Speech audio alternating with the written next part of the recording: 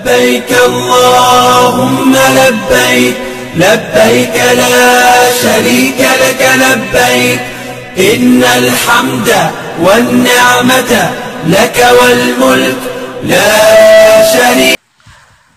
السلام عليكم ورحمة الله وبركاته. نحمده ونصلي على رسوله الكريم أما بعد. আমি আজকে আপনাদের সম্মুখে হজ সম্পর্কে কিছুগুলা কথা এবং প্র্যাকটিক্যালি হিসাবে যে আমরা হজ কিভাবে আদায় করব, যেহেতু আমরা অনেকেই ভাবি এই হজটাকে অনেক কষ্ট মনে করি। আশা করি আজকের এই ভিডিওটা দেখার পরে আমাদের এই হজটা অত কষ্ট লাগবে না, আসান হয়ে যাবে। সর্বপ্রথম আমার জানা উচিত যে হজের মধ্যে ফরজ হলো তিনটা। একটা হলো যে ইহরাম বাঁধতে হবে। ইহরাম কি হিসাবে বাঁধবো সেটাও আমি প্র্যাকটিক্যাল হিসাবে দেখাবো ইনশাআল্লাহ। 2 নম্বর ফরজ হলো যেটা রুকনে আজম বলে বলা হয় ওকুফে আরাফা। এই আরাফার ময়দানের মধ্যে অল্প সময় হলেও আপনার টাকা লাগবে। জোহর জাওয়াল এরপরে থেকে জোহর থেকে নিয়ে মাগরিবের আগ পর্যন্ত এই সময়ের ভিতরে আপনি অল্প সময় হলেও এই জায়গার মধ্যে আপনার হাজিরে থাকতে হবে। 3 নম্বর ফরজ হলো তোয়াফে জিয়ারত। এই তিনটা বস্তু ফরজ। 1 নম্বর হলো ইহরাম বাঁধতে হবে, 2 নম্বর হলো আপনার ওকুফে আরাফা, 3 নম্বর হলো তোয়াফে জিয়ারত। এই ফরজ হয়ে গেল। এখন আমার জানা উচিত যে ওয়াজিব কয়টা? ওয়াজিব হলো 6টা। নাম্বার 1 নম্বর ওয়াজিব হয়ে থাকলো ওকুফে মুজদালিফা। মুজদালিফার মধ্যে আপনার ঠেকতে হবে, যেতে হবে, কিয়াম করতে হবে এখানে।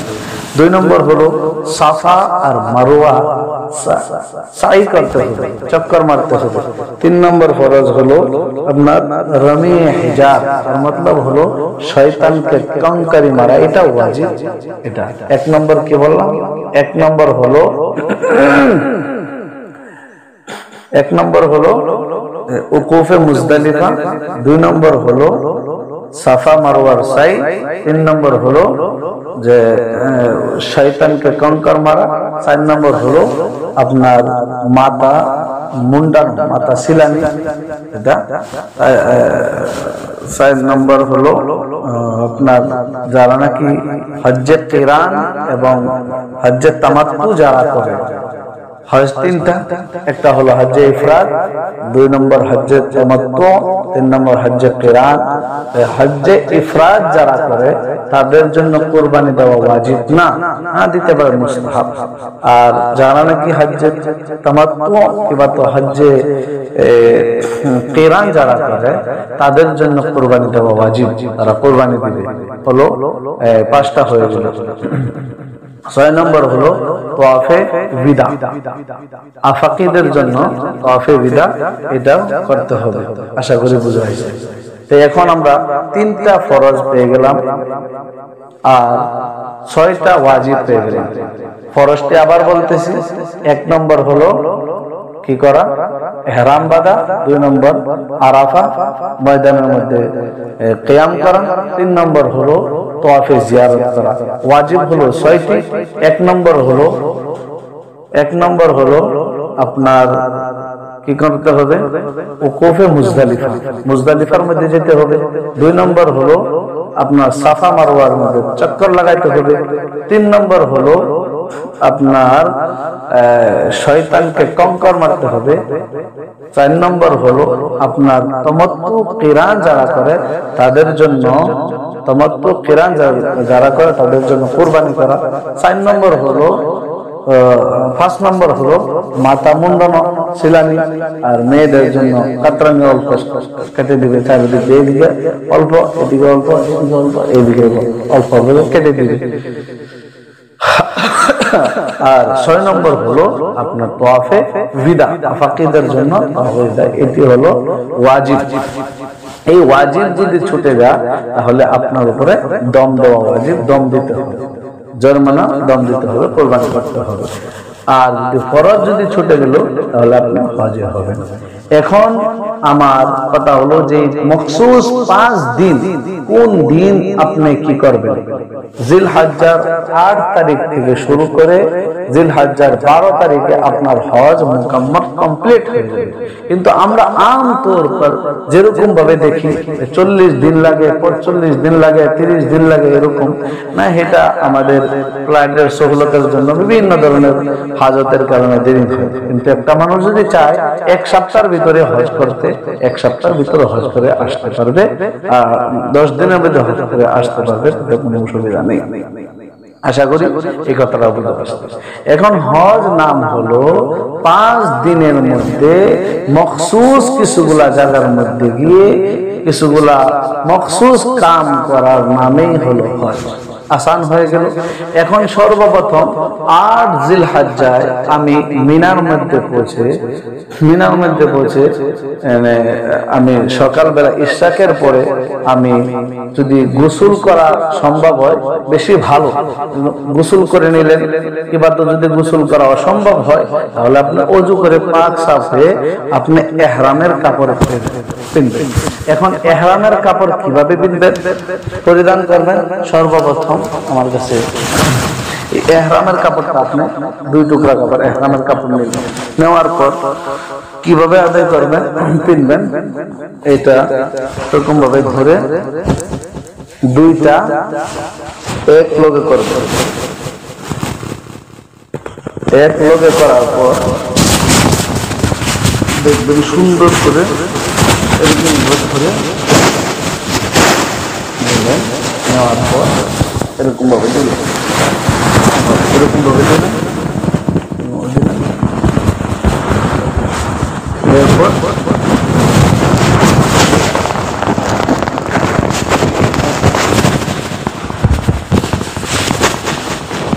সুন্দর হয়ে গেল, মৌসুম জানে সুন্দর হয়ে। এখন আপনার ব্যাগটা থাকবে, এই ব্যাগটা আপনি এইখানে বেঁধে নেবেন সুন্দর।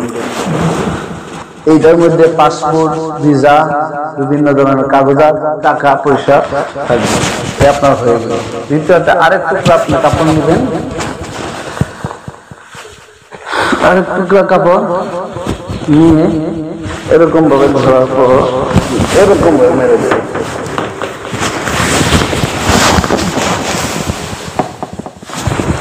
আমার হয়ে যাবে। এরপর আপনি নিয়ত করে নিলেন। যদি আপনি হজ্জে ইফরাদ করেন, ইফরাতের নিয়ত করলেন।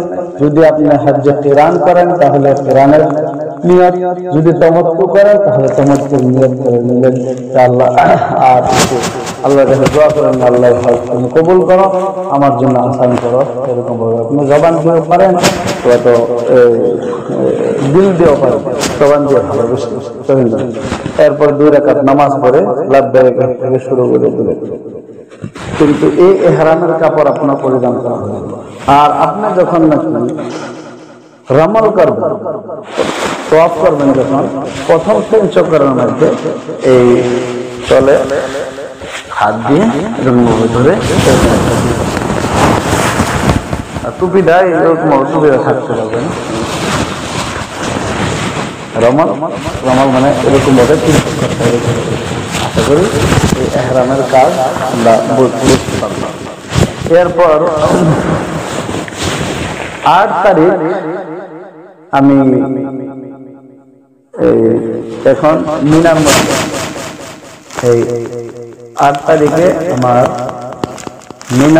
মিনার মধ্যেই যোহরের নামাজ আদায় করতে হবে, আসরের নামাজ এবং কি মাগরিবের নামাজ এবং কি এশারের নামাজ আদায় করব। 4 ওয়াক্ত নামাজ আমি আমার ইহরাম বাঁধার পরে মিনার মধ্যে 4 ওয়াক্ত নামাজ আদায় করে রাত্রে আমি মিনার মধ্যে কিয়াম মিনার মধ্যে আমি রাত্রে কিয়াম করার পরে এই জায়গার মধ্যে রাখার পরে ফজরের নামাজ আদায় করে আমি মিনার থেকে ডাইরেক্টলি কোথায় যাব? আরাফাতের ময়দানে। এই আমার দেখেন 8 তারিখে 8 তারিখে আমি মিনার মধ্যে থেকে কিয়াম করে 9 তারিখ ফজরের নামাজ পর্যন্ত এখানে আমি ছিলাম। থাকার পর ফজরের নামাজ করার পর ডাইরেক্টলি হিসাবে আমি আরাফাতের ময়দানে যাব। আরাফাতের ময়দানের মধ্যে আমি যাব। আরাফাতের ময়দানের মধ্যে গিয়ে এখানে আমি আরাম করব। আরাফাতের ময়দান আমি দেখা দিচ্ছি। এইটা আমি আমার মিনার থেকে আমি দেখেন আরাফাতের ময়দান একটু এই কাবা শরীফ থেকে সিধা এরকম ভাবে গিয়ে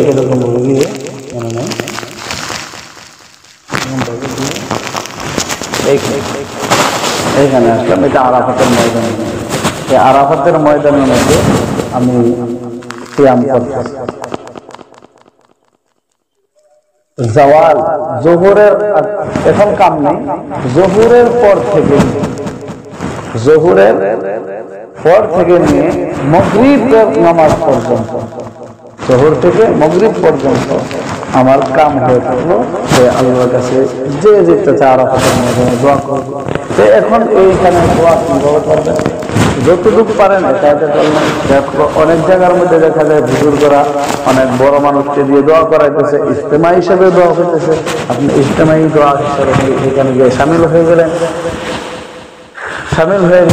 কিংবা আপনি যদি তিলাওয়াত করতে পারেন, তাসবিহ, তাহলিল, জিকিরাত, এই সময়টা আপনি যদি বেকার না হয়ে যায়, কারগার বানানোর জন্য যতটুকু পারা যায় আপনি সময়টা আল্লাহ রাস্তার মধ্যে খরচ করবেন। আমার দ্বারাতে কোনো গুনাহের কাজ, আমার দ্বারাতে কোনো ধরনের মানুষের কষ্ট, কোনো ধরনের গালি গুলাজ যাতে না আসে। 1 নম্বর তো কোনো গুনাহ হিংসা করা নিষেধ। আল্লাহ কোরআন বলছে ওয়ালা জিদালা ফিল হক। কোরআনের মধ্যে বলছে যে কোনো ধরনের মানুষদেরকে যাতে ঝগড়া ফাসাদ না হয়।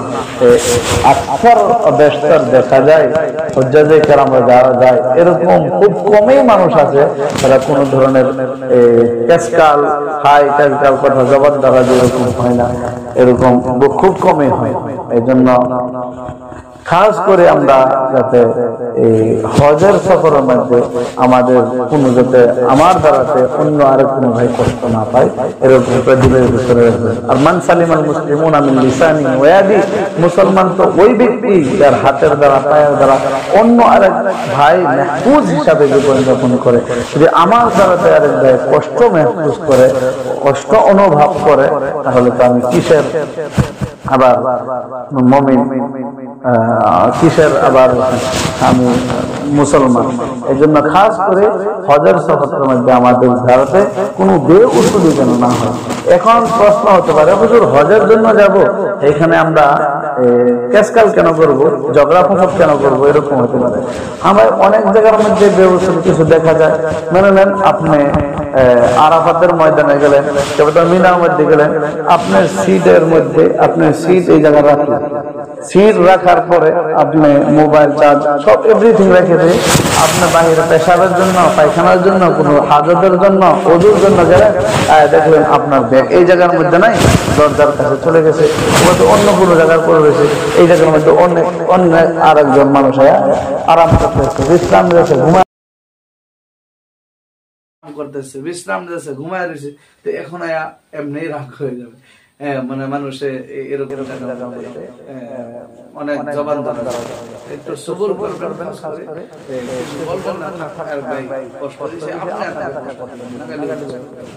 আশা করি যত বেউসুলি হয় সব আল্লাহর জন্য। ময়দানের মধ্যে আপনি দোয়া করলেন, আল্লাহর কাছে কান্নাকাটি করলেন, আল্লাহু আকবার। এই দিন অনেক অনেক লক্ষ লক্ষ মানুষ একদম বেগুনাহ মাসুম করে দেয়, এবং কি শয়তানে ওই দিন ভাগা হয়ে চিৎকার মারিয়ে তো জিন্দেগি থেকে না করলাম, আজকে এই জন্য মাফ করে। এই জন্য আজকে কালকে আমি মিনার মধ্যে ছিলাম 8 তারিখে, আজকে 9 তারিখ ফজরের পর আমি আরাফার ময়দানে আসলাম। এই আরাফার ময়দানে বিশ্রাম নিলাম, আরাম করার পরে এই 9 তারিখ যোহরের পর থেকে আসর পর্যন্ত মাগরিব পর্যন্ত আমি আল্লাহর কাছে দোয়া, আল্লাহর কাছে কান্নাকাটি বকশিশ যা চাওয়ার আছে আল্লাহ চেয়ে নিলাম। অনেক দোয়ার কিতাব আছে, বিভিন্ন কিতাব আছে দোয়া, আপনি দোয়াও পড়তে পারেন, তেলাওয়াত করতে পারেন, জিকির করতে পারেন, আল্লাহর কাছে খুব কান্নাকাটি যায়।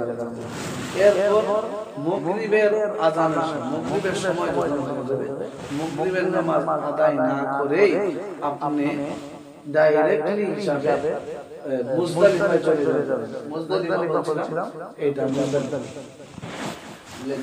এটা মুজদালিফা। আরাফাতের ময়দান থেকে আপনি মুজদালিফা চলে আসবেন। ছিলাম কোথায়? আমি ছিলাম মিনায় থেকে ডাইরেক্টলি হিসাবে এরকম এসে আমি আরাফার ময়দানে আসলাম। এই আরাফার ময়দান থেকে মুজদালিফা আসলাম। এই আরাফাত থেকে মুজদালিফা পর্যন্ত আসতে আমার আসরের মাগরিবের যে নামাজ আছে এই নামাজটা কাজা হবে। আর কাজা করা এটাই উচিত, এটাই দিন। কারণ আল্লাহ রাসূল সাল্লাল্লাহু আলাইহি ওয়াসাল্লাম আরাফার ময়দান থেকে যখন মুজদালিফায় যান তখন মাগরিব এবং এশার নামাজটা আল্লাহ রাসূল মুজদালিফার মধ্যে পড়েন। এখন এই মুজদালিফার মধ্যে আরাফাত থেকে মুজদালিফা পর্যন্ত আসতে আসতে আমার প্রায় 2-3 ঘন্টা চলে যায়। আসলে মাগরিবের নামাজ কাজা হয়ে গেল, মাগরিবের নামাজ কাজা হয়ে গেল। এখন মাগরিব আর এশার নামাজ রাত 10টা 11টা 12টা বেজে যায়। আপনি মুজদালিফার মধ্যে মাগরিবের নামাজ মুজদালিফার মধ্যে আদায় করার পরে আপনি রাতের বেলায় এই মুজদালিফার চারো দিকে কঙ্কর আছে, কঙ্কর নেওয়ার পর এই রাতে আপনি বিশ্রাম নেবেন। হাদিস শরীফের মধ্যে পাওয়া যায় এশার নামাজের পরে আল্লাহ রাসূল সাল্লাল্লাহু আলাইহি ওয়াসাল্লাম আমল করে ডাইরেক্ট আরাম করতেছেন। কেন না আজকে 9 তারিখ শেষ হয়ে গেছে, কালকে 10 তারিখে বহুত কাম আছে, বহুত কষ্ট হবে। এইজন্য আল্লাহ রাসূল যদি করতেন তাহলে লাজিম হয়ে যেত। এইজন্য আল্লাহ রাসূল নিজেও ঘুমাইছে। এক হাদিসের মধ্যে পাওয়া যায় আল্লাহ রাসূল এই তাহাজ্জুদের নামাজ কিছু সময় ছাড়ছেন। বিশ্রাম নেওয়ার পরে আমি এই জায়গা থেকে আমি কঙ্কর নিলাম কত 70টা কঙ্কর আমি নিলাম। কিভাবে এক কঙ্কর 50টা কঙ্কর আমি মেহমেজ করতে দিলাম।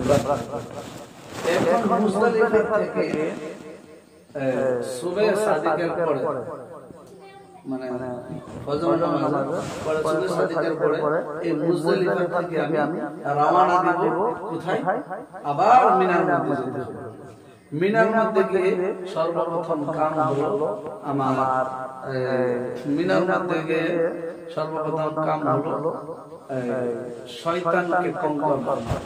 ইসলাম এর থেকে কঙ্কর থেকে 60টা কঙ্কর নিয়ে আমি শয়তান, বড় শয়তান যেটাকে বলে আমি এখন মনে নেন আমি মিনার মধ্যে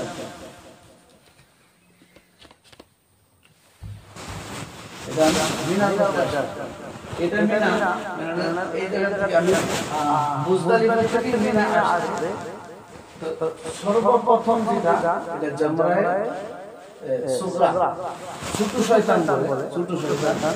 এরপরে জামরায়ে উসতা মধ্য শয়তান, এরপরে জামরায়ে কুবরা বড় শয়তান। সর্বপ্রথম দিন আমি 10 তারিখে এই বড় শয়তান আমি করলাম কঙ্কর। বড় শয়তানকে কঙ্কর মারার পরে বড় শয়তানকে আমি কঙ্কর মারলাম, 7টা কঙ্কর মারলাম। এই কঙ্কর মারার পরে আমি কুরবানি করলাম। কুরবানি করার পরে দ্বিতীয় ওয়াজিব, প্রথম ওয়াজিব মুজদালিফার মধ্যে আমি গেলাম, প্রথম ওয়াজিব আদায় হয়ে গেল। দ্বিতীয় ওয়াজিব আদায় হলো আমি বড় শয়তানকে কঙ্কর মারলাম, আদায় হয়ে গেল। 3 নম্বর ওয়াজিব হলো আমি কুরবানি করলাম যদি তামাত্তু এবং কিরান করে থাকি, এটাও ওয়াজিব আদায় হয়ে গেছে।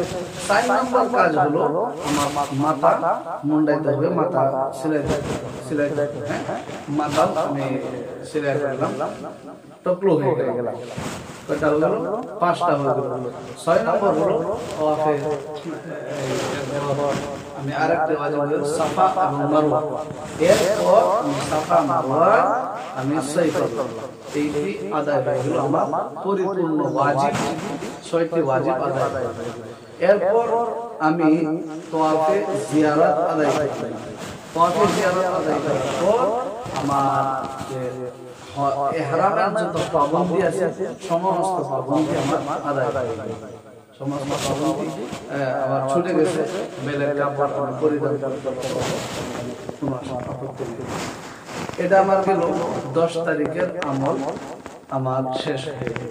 এখন 11 আর 12 তারিখে আমার কি কি কাজ করব। 11 তারিখ আমি ফজরের নামাজ পড়ে আমি সর্বপ্রথম জামরায়ে সুগরা ছোট শয়তান যেটা, এই ছোট শয়তান থেকে শিক্ষা রাখা। ছোট শয়তানকে 7 কঙ্কর আমি মারলাম। 7 কঙ্কর মারার পরে আমি দোয়া করলাম, ইস্তেগফার করলাম। এরপর দ্বিতীয় জামরায়ে উসতা মাজুম শয়তান যেটা, মাজুম শয়তানকেও আমি চেষ্টা হিসাবে 7টা কঙ্কর মারলাম। মারার পর এরপর দোয়া ইস্তেগফার করার পরে আবার জামরায়ে কুবরা বড় শয়তান যে আছে, এই বড় শয়তানকেও আমি কি করলাম, কঙ্কর মারলাম। এই মারার পরে এই দিনের কাজ কমপ্লিট হয়ে গেছে। এরপর 13 জিলহজ 12 জিলহজ্জার মধ্যে আমার 12 জিলহজ্জার মধ্যে আবার প্রথম ছোট শয়তানকে আপনার কঙ্কর মারতে হবে। এরপর দরমিয়ানি শয়তানকেও কঙ্কর মারতে হবে। এরপর বড় শয়তানকেও কঙ্কর মারতে হবে। শেষ আমার কমপ্লিট হয়ে গেল। আমার এই 5 দিন কমপ্লিট হয়ে গেল। এখন আশা করি